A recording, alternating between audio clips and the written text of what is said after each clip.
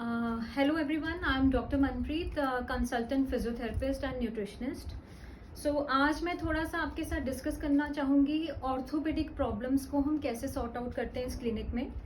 तो मैं ट्रीटमेंट देती हूँ ऑर्थोपेडिक प्रॉब्लम्स में, लाइक आर्थराइटिस है, जॉइंट पेन्स हैं, लंबर स्पाइन प्रॉब्लम है, पॉस्चरल प्रॉब्लम्स हैं, डिफॉर्मिटीज़ हैं, इसके साथ साथ स्पोर्ट्स इंजरीज़ हैं, मसल इंजरीज़ हैं और बहुत सी ऐसी प्रॉब्लम्स। तो इसमें हम ज़्यादातर जो थेरेपीज़ देते हैं हम डील करते हैं electrotherapy, which includes all kind of treatments, जैसे लेटेस्ट जिसमें आती है लेज़र थेरेपी, इंटरफेरेंशियल थेरेपी और टेंस ट्रीटमेंट है एंड लॉन्ग वेव डायथर्मी। क्योंकि इस क्लिनिक में ज़्यादातर मेरी कोशिश यही रहती है कि मैं लेटेस्ट से लेटेस्ट वो टेक्निक्स यूटिलाइज करूं जो पेशेंट की रिकवरी पीरियड है वो जल्दी से जल्दी हो सके। सो आज इसी विषय के बारे में थोड़ा सा, एक न्यू टेक्निक तो नहीं कह सकते बट थोड़ा सा, इस टेक्निक को हम ड्राई नीडलिंग कहते हैं। और कुछ लोग ड्राई नीडलिंग वर्ड सुनते ही डर जाते हैं कि नीडल्स पोक करेंगे, क्या करेंगे, ये कौन सी टेक्निक है, इसके कई सारे साइड इफेक्ट्स हो सकते हैं। तो मैं ये कहना चाहूँगी कि आज मैं आपके सामने ड्राई नीडलिंग का प्रोसीजर करूँगी और उसको ब्रीफ करूँगी और उसके बारे में बताऊँगी आपको कि ड्राई नीडलिंग क्या टेक्निक होती है, कैसे की जाती है और किस तरह से इसके एडवांटेजेस हैं। अब जैसे हम बात करते हैं मस्कुलोस्केलेटल प्रॉब्लम की, तो उसमें से आजकल स्पाइनल इश्यूज बहुत हैं। जैसे आप देख रहे हैं यहाँ पे पेशेंट हैं जिनकी spine related lumbar spine area है इनका, तो ये इस एरिया में इनके थोड़े से नॉड्स बने हुए हैं।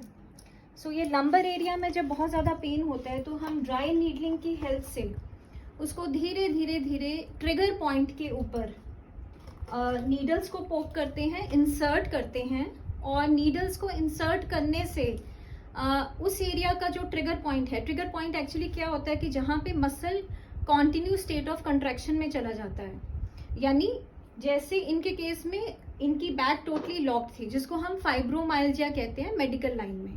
सो फाइब्रोमाइल्जिया हो गया, मसल टाइटनेस होगी, स्प्रेन्स हो गए, स्ट्रेन्स हो गए, जहाँ पे पेशेंट की मोबिलिटी बहुत ज़्यादा अफेक्ट हो जाती है, यानी जिसमें रेंज ऑफ मोशन पूरा नहीं है और फ्लेक्सिबिलिटी नहीं है और ट्रिगर पॉइंट के अंदर बहुत ज़्यादा पेन होता है। तो उससे हम ड्राई नीडलिंग, जैसे आप ये देख रहे हैं नीडल्स हैं, ये डिफरेंट साइजेस की होती हैं और जो एरिया भी हम कवर करते हैं तो उस हिसाब से जैसे बैक के लिए हम 0.25 इंटू 50 mm लेवल की जो नीडल्स हैं उनको यूटिलाइज करते हैं। उसके साथ साथ जो दूसरे एरियाज हैं वो डिफरेंट साइजेस की होती हैं और ये पूरी तरह से सर्जरी स्टरलाइज्ड होती हैं और बहुत ही सेफ हैं।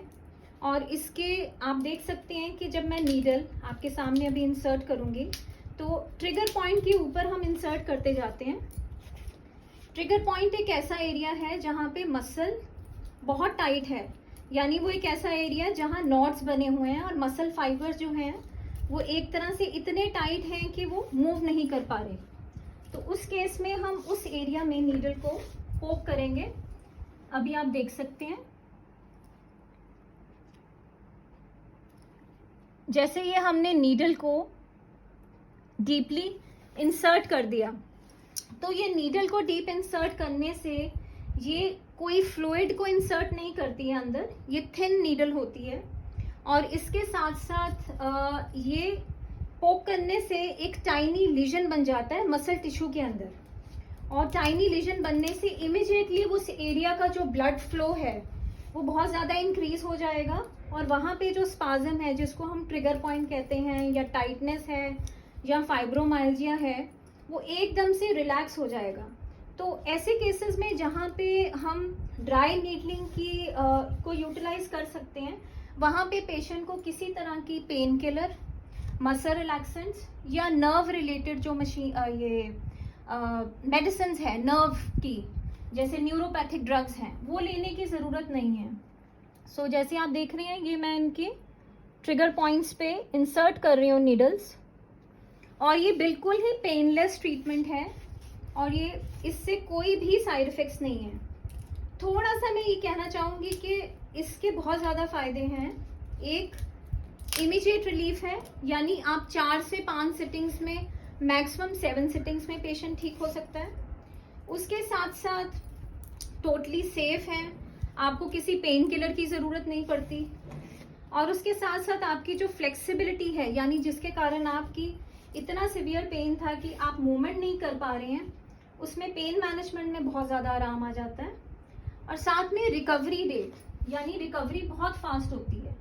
तो ऐसे केसेस में हम ज़्यादातर नीडलिंग करते हैं। और थोड़े से इसकी कॉन्ट्राइंडिकेशंस हैं जो मैं आपको बताना चाहूँगी।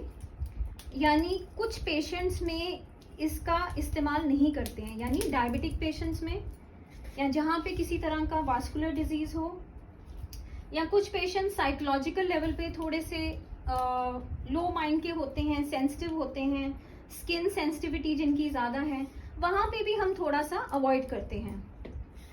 इसमें आप देख सकते हैं नीडल स्पोक करने से जो है इनका धीरे धीरे करके इस एरिया का जो ब्लड फ्लो है वो काफ़ी हद तक इंक्रीज हो जाएगा, इनकी फ्लेक्सिबिलिटी इंक्रीज होगी, इनका रेंज ऑफ मोशन बेटर होगा और स्पाज्म रिड्यूस हो जाएगा। और इसके कोई साइड इफेक्ट्स नहीं होते हैं किसी लेवल पे भी। अगर मिनिमल से मिनिमल साइड इफेक्ट्स भी हम लेके चलें तो थोड़ा सा स्किन के ऊपर हल्का सा ब्रोस हो सकता है, ब्रूसिंग, वो भी temporary for 2 to 3 hours, maximum 4 hours.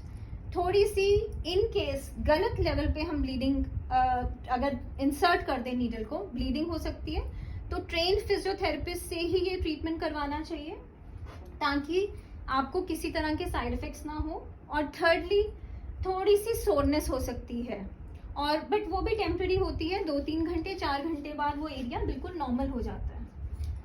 यही मैं कहना चाहूँगी कि आप ड्राई नीडलिंग से जितना भी बेनिफिट ले सकते हैं ज़रूर लें।